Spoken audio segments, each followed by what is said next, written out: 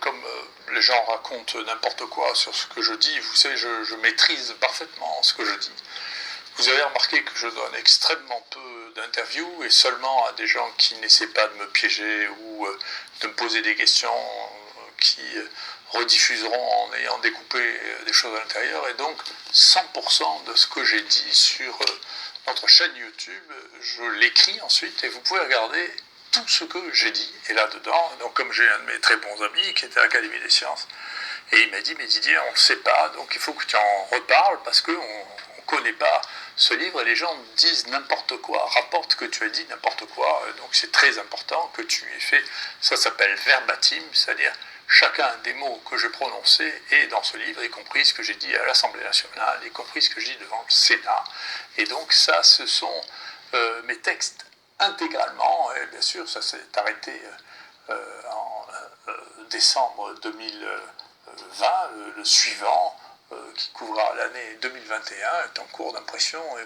vous pourrez lire tout ce que j'ai dit et ça évitera aux gens de raconter des bêtises, ce qui est devenu une manie dans ce pays. Voilà. Professeur Didier Raoult, est-ce que le Covid tue toujours autant aujourd'hui ? Alors, il faut regarder, alors bien sûr il y a des données sur lesquelles je reviendrai qui sont des données publiques en France et dans le monde, mais globalement la question qui se pose actuellement et que je crois être très importante, c'est qui meurt du Covid et maintenant en France, qu'est-ce qui se passe ? Alors, toutes les données que je vais vous présenter aujourd'hui, aussi surprenantes qu'elles puissent vous paraître, ne sont que des données qui sont tout à fait officielles, ce pas les miennes, c'est des données officielles. Premièrement, ça c'est l'INSEE, c'est-à-dire c'est ceux qui surveillent la mortalité, et donc vous voyez que, y compris par rapport à 2019, il n'y a jamais eu de surmortalité chez les gens de moins de 50 ans. Zéro. Il y en a eu moins de morts, vous voyez, c'est tout ce qu'on voit, et là ça c'est les derniers mois, c'est-à-dire depuis juin, vous voyez, il n'y a eu aucune surmortalité, et la mortalité va plutôt en descendant, avec la bonne nouvelle, c'est que même chez les plus de 85 ans, grâce, c'est le point positif de la gestion de cette crise, même il y a une diminution chez les plus de 85 ans qui est due au contrôle des EHPAD. Encore une fois, sur les données qu'on a qui ont été entièrement analysées, celles de 2020, la moitié des morts étaient en EHPAD. D'accord, donc c'est eux qui meurent, et c'est pas une donnée qui nous est propre, là c'est les données maintenant, aussi les dernières données qui viennent d'Ontario, qui ont un système de veille sanitaire extrêmement intéressant et qui publient leurs données, et vous voyez, ici, ça c'est le nombre de personnes qui sont, ici le nombre de personnes hospitalisées, vous voyez, le pourcentage de personnes hospitalisées avec les vaccinés et les non-vaccinés. Ça, c'est les vaccinés en bleu et les non-vaccinés en gris. Vous voyez qu'il y a des vaccinés et des non-vaccinés qui sont hospitalisés, qui sont en réa. Donc, des gens qui disent qu'il n'y a pas de vaccinés en réa, il n'y a pas de vaccinés qui sont morts, c'est faux. Nous, je peux vous dire qu'à Marseille, il y a eu 12 morts depuis un mois. Chez les gens de moins de 65 ans, il y en avait la moitié qui avaient reçu au moins 2 doses vaccinales. Donc ça ne met pas à l'abri, en particulier les immunodéprimés.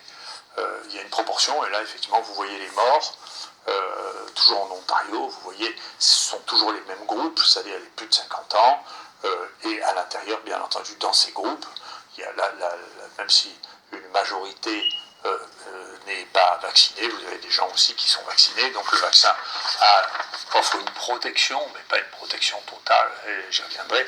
Le vaccin, ça n'est pas magique. Voilà, le vaccin, ça n'est pas magique du tout. Donc je pense que d'ailleurs, je reviendrai là-dessus, mais je vais vous montrer quelques autres éléments à propos de ça. Le vaccin a-t-il un effet au niveau des individus ou bien au niveau de l'épidémie ? Alors, au niveau des individus, comme je vous l'ai montré, on a l'impression, avant le Omicron, dont je vais reparler, qu'il y a une protection vis-à-vis de l'hospitalisation en réa et la mort. Elle n'est pas totale, et donc ceux qui disent qu'elle est totale font de la propagande, ce n'est pas de la réalité. Je vous l'ai dit, les données ne sont pas ça. Bon, il y a une protection Nous, on a évalué que cette protection était à 50%. Je pense que c'était raisonnable jusqu'à Omicron. Le problème de Omicron, c'est qu'il n'y a pas ou extrêmement peu de réanimation et pas de mort. Pour les premières études qui sont sorties. Donc c'est difficile de protéger contre la mort si on ne meurt plus du tout quand même. Donc c'est un discours, je reviendrai sur cette question de la propagande versus l'information, mais c'est pas réel. Ce qu'on voit actuellement nous, alors ça c'est nos données, là, ce qu'on voit nous, c'est que maintenant, vous voyez le taux de protection chez les gens qui se présentent chez nous, et donc ici, entre 800 et 900 personnes, eh bien, le pourcentage de positifs est comparable chez les vaccinés et chez les non-vaccinés. Donc, avec cette épidémie d'Omicron, on ne voit pas, avec le biais que représente, bien sûr, le fait des gens qui viennent se faire prélever ici, enfin, ça fait beaucoup, ça représente une proportion importante, eh bien, on voit qu'il n'y a pas de différence significative pour les gens qui se présentent entre le nombre de positifs qui est aux alentours de 30% chez les vaccinés comme chez les non-vaccinés. Donc pour ce virus-là, et encore une fois, je répète, les virus ne sont pas des objets inertes, hein, c'est des choses qui sont différentes les unes des autres, et donc c'est pas étonnant qu'il y ait des différences entre les uns et les autres. Alors ce tableau est un tableau un peu compliqué, mais c'est un tableau qui est intéressant parce qu'il montre la proportion des gens vaccinés en fonction du variant. Nous, on analyse tous les variants des gens qui sont ici. On fait ça depuis le début. On était les premiers à faire ça et même à dire qu'il existait des variants.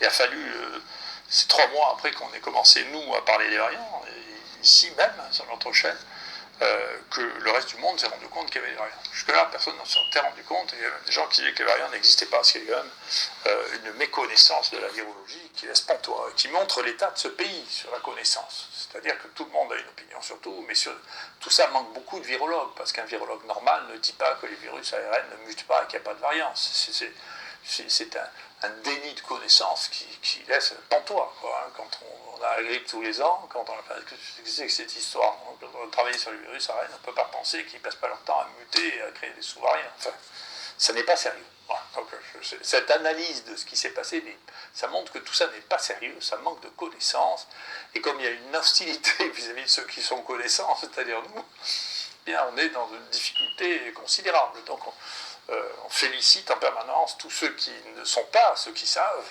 et ceux qui savent sont pénalisés. Moi, mes collaborateurs sont pénalisés. Bon, on m'a foutu dehors alors que j'étais le médecin le plus capé de toute la France. Quand même. Donc c'est des choses, on ne peut pas dire qu'on nous traite bien quand on sait. Hein, quand même.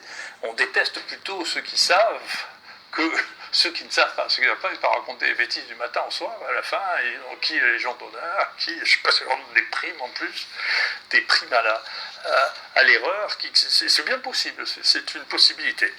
Mais en tout cas, vous voyez ici, c'est très spectaculaire. Alors, celui qui sévissait le plus en décembre, janvier l'année dernière, c'était Marseille 4, mais il n'y avait pas de vaccin, donc il y avait 0 vaccin. Après, on a commencé à vacciner, mais c'était la fin de l'alpha, ce qu'on appelle l'alpha maintenant, que nous on appelait Yuka. Mais vous voyez déjà, au niveau du delta, il y avait 1600 cas chez les vaccinés contre 5000 chez des non-vaccinés. Donc déjà, on voit qu'il y avait une proportion non négligeable, à peu près un peu plus de 20%, 25%, un quart des gens qui étaient diagnostiqués ici, qui étaient vaccinés. Et là, quand on est au Omicron, on arrive là progressivement à la moitié, plus de la moitié à peu près, ou un peu moins, 40% des gens qui sont positifs ici, qui sont vaccinés. Donc on voit que la protection vis-à-vis de Delta n'était pas exceptionnelle, mais vis-à-vis de Omicron, elle est encore moins bonne. Et les cas sont aussi symptomatiques chez les vaccinés que les non-vaccinés, c'est la même proportion, les 2/3 des gens qui sont diagnostiqués ici, hein, et qui ont un Omicron vacciné ou pas vacciné sont symptomatiques, et les charges virales, c'est-à-dire le nombre de virus qu'ils portent, est aussi important qu'ils soient vaccinés ou pas vaccinés. Donc l'idée que quelqu'un qui est vacciné et positif est moins dangereux que quelqu'un qui n'est pas vacciné n'est pas positif relève du conte de fées. Voilà. C'est pas vrai. Voilà. Donc, ce qui